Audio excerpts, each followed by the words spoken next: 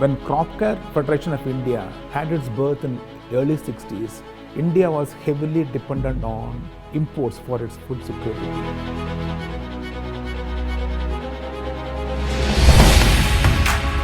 When India manufactures, the world has to stop. It is not just a slogan, but we have proved this in dozens of products.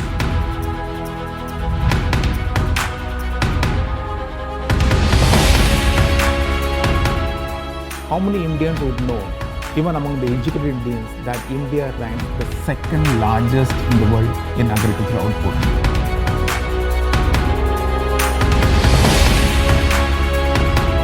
We never import any products, always that we manufacture the products using our own in-house technology.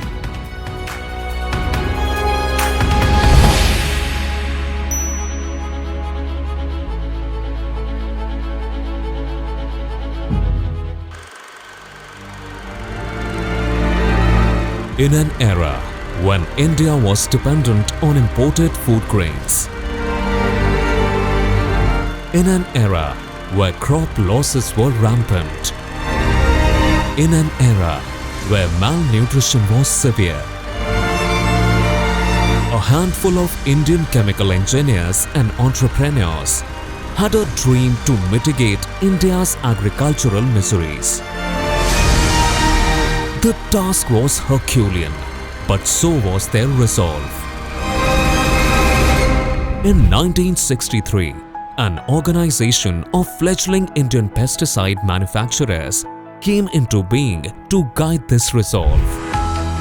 The Crop Care Federation of India, or CCFI, has been the oldest and the foremost association of leading Indian pesticide manufacturers and formulators.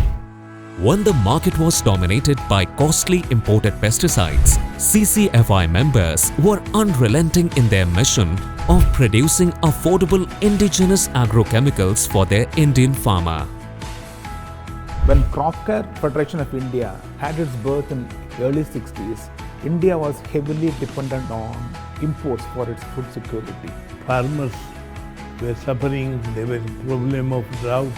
Indian industry was still dependent on imported pesticide and formulation in India. Those days there was a license Raj and permit Raj. So Indian industry had to really struggle. CCFI had to constant fight to convince government that give more opportunity to Indian industry. But slowly and slowly Indian companies started growing. The key theme was that whatever is getting off patented in the world, why can't we make that in India? Because when these technologies were monopolized, they were coming at the price which a normal farmer could not afford. So we made them in India, we made them affordable, and we brought them to the farmer at a price which was real value for money, and we could establish brands out of this. We have always improved quality further than the first entrant who normally brings it. We have been able to give better quality at many times at 1/3 and 1/4 of the price.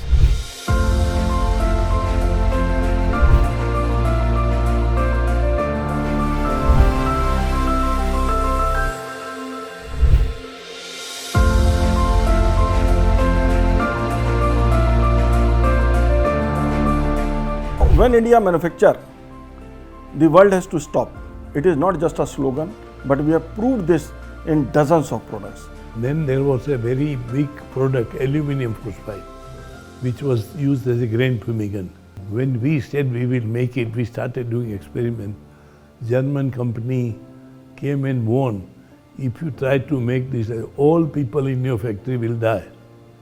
But we worked hard, and today we are the world's largest producer of aluminum phosphide. When we introduce the product in India and to the world, the purity is often at least about 3 to 5% more than the original company that we introduced. Trimethyl phosphide is used with organophosphorus compound. SIBA had monopoly, but their TMP, trimethyl phosphide, was 96% pure. When we made in India, it was 99% pure. You will not believe when we started exporting to Europe, European plant has to close down. Organophosphate, we again took the lead and developed the chlorpyrifos, the 99%. First time from India that we registered in the United States of America. When synthetic pyrethroid came in India, they said this is a too complicated chemistry and India cannot make it. One of the most popular one is cypermethrin. We were importing in India at $104 a kilo and it was 92% pure.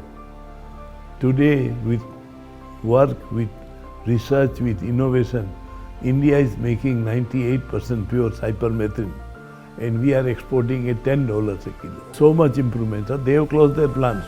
India has monopoly.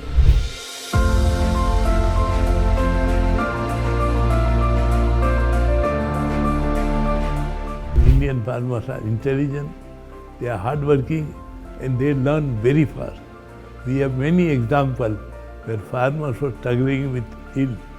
Within 1 year's training, education, he got a bumper yield. One of the focus area of work for CCFI has been and continues to be is telling the end user as to how to use the product so that they get the best out of the pesticides. This is really important. We are particularly working with the farmer in training him the judicious use of agrochemicals, how he has to cover his body, how he has to spray, what implements he has to use. Today, Indian farmers are using only 62,000 tons of pesticides. Now, this has to be seen in context. In case of European Union, they are using over 342,000 tons of pesticides. Yet their output, agricultural output, is just 50% of India's.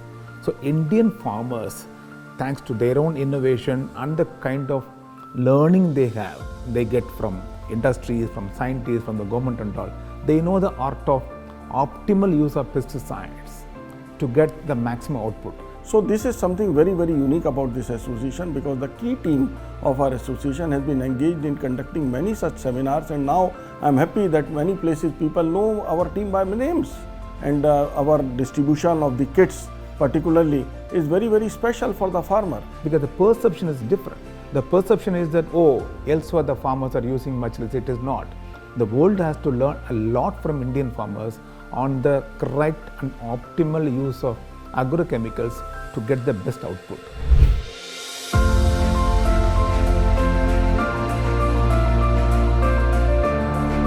If there is one sector which is thoroughly misrepresented and therefore completely misunderstood, it is Indian agricultural sector. How many Indians would know, even among the educated Indians, that India ranks the second largest in the world in agricultural output? And the negative perception is by and large due to foreign funded NGOs activism in India. In fact, they get away with absolute fabricated and falsified data. Some of them, it has been proved, are blackmailers. But Indian industry is not able to convince the authorities, because press and others want a publicity which is negative. So only solution is go and take these NGOs to the court. Once we get a result, then only the bureaucrats, the politicians and the public believes. Like we have seen in Sri Lanka, what happened actually? They went to an extreme. They said that we want to be organic state. So, but what happened? Everybody has seen. Because when you restricted the agrochemicals in totality and there were only biological or organic solutions, were they enough? They were not enough. They had to import the food from other countries, and Sri Lanka went into crisis. In fact, CCFI has been fighting. We have even launched some of the legal cases to make the research accountable. But Greenpeace wrote even more nasty article that people of Api town will all die if this factory produces. And we went to Chicago and filed a case against Greenpeace, which is one of the biggest NGO in the world. And we got a judgment of $2 lakh. So once we fight, we get it.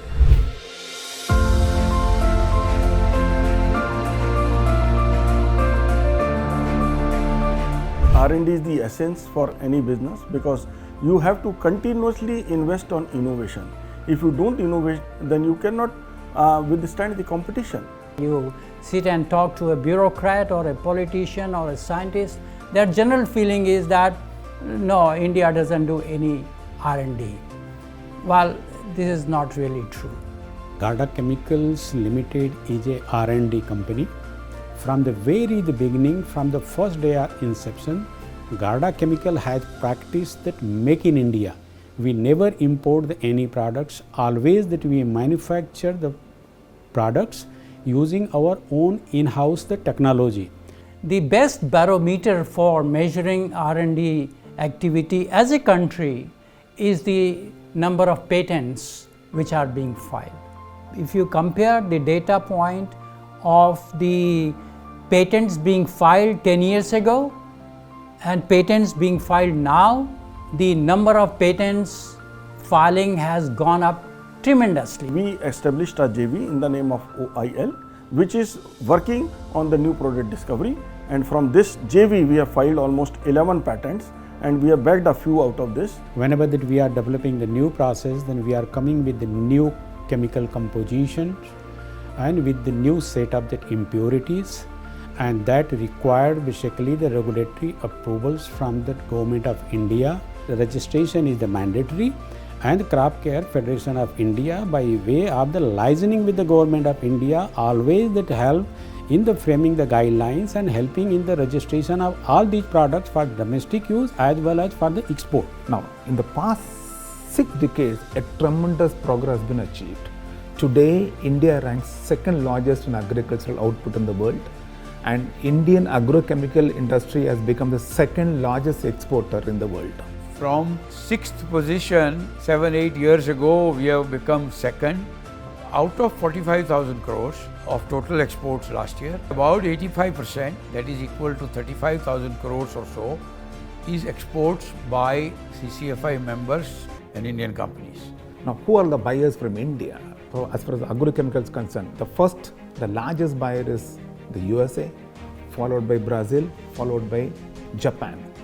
Countries that were once supplying food grains to India, India is now exporting food grains to them. Similarly, the countries that supplied agrochemicals to us 60 years ago have become one of our prime buyers of agrochemicals. This tells the commendable quality of agrochemicals produced in India for the world. From being compelled to import food grains to feed its people in the 1960s, India is today the second largest producer of agricultural commodities and the second largest exporter of agrochemicals in the world. Indian agriculture and industry have indeed come a long way, with its members not only fulfilling the domestic needs but also contributing as much as 85% of the total agrochemical exports to over 150 countries. The Crop Care Federation of India has been a proud partner in this monumental transformation. On its Diamond Jubilee, the Crop Care Federation of India reiterates its resolve to serve the farming community in India and that of the world.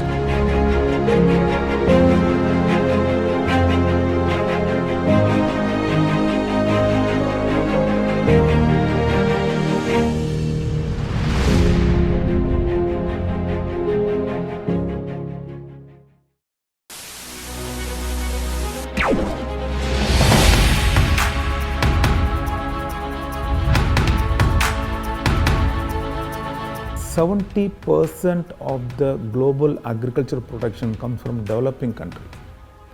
These are all small farmers. They want high quality products at affordable price. That is the expertise of Indian industry. We want to convince government that all other countries in the world, they go out and out to support to local industry. But in India, we have very serious complaint that our Central Insecticide Board and Registration Committee, they have a tendency to support import. For the molecules that have already patent expired, 20 years have passed, and they have been used at least 8 to 10 years in other countries, and their safety profile has been proven. Why repeat all the test again and delay? Today the molecule gets phased out in 8 to 10 years. Schemes like PLI, which is being discussed for many years from now, but nothing is given. So even if the minimum support is given to the industry, this industry can change the face of agriculture in a big way. If we take 5 to 6 years just to register, generate data and get it into the market, you have lost major part of the time, and hence there should be a procedure to register the product in less than 1 year, which is actually mandatory by Insecticide Act anyway. One strong suggestion, strong request from our industry to Government of India is that this foreign funded activism aimed at tarnishing the Indian agriculture and Indian agri-input industry must be put a full stop to. Indian scientists and Indian engineers are equal to the best in the world. All we need is remove the hurdle. Our export is about $5.4 billion. This export can easily double. All that we need to do is to encourage Make in India ventures completely. If that is done, sky is the limit for this industry. Crop Care Federation of India, making in India, for India and for the world.